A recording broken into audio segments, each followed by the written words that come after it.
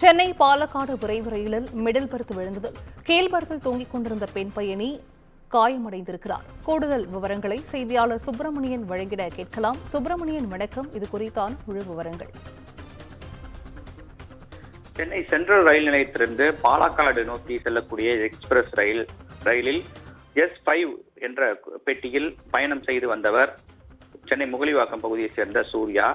இவர் குடும்பத்தோடு தனது சொந்த ஊரான மூணாருக்கு சென்று கொண்டிருந்தார். சூர்யா ரயில் பெட்டியினுடைய கீழ் பெர்த்தில், அதாவது ஸ்லீப்பர் கிளாஸ் இருக்கக்கூடிய கீழ் பெர்த்தில் அவர் தூங்கிக் கொண்டிருந்தார். சரியாக நள்ளிரவு மணி அளவில் தருமபுரி அடுத்த முரப்பூர் ரயில் நிலையம் அருகே சென்று கொண்டிருக்கும் போது மிடில் பெர்த்தில் இருக்கக்கூடிய படுக்கை ஸ்லீப்பர் வந்து தவறி அதில் இருக்க அந்த படுக்கை நேரடியாக அந்த சூர்யா மீது விழுந்தது. இதில் தலையில் அவருக்கு பலத்த காயம் ஏற்பட்டது. இது தொடர்பாக சூர்யா உடனடியாக ரயில்வே TTRக்கு தகவல் தெரிவித்தார். ஆனால் ரயில் பெட்டியில் போதிய முதலுதவி சிகிச்சை அளிப்பதற்கான எந்த ஒரு வசதியும் இல்லை என்று கூறப்படுகிறது.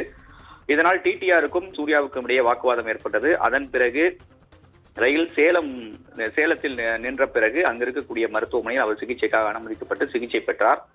இது தொடர்பாக அவர் ரயில்வே போலீசில் புகார் அளித்திருக்கிறார். புகார் தொடர்பாக போலீசாரும் விசாரணை மேற்கொண்டு வருகிறார்கள்.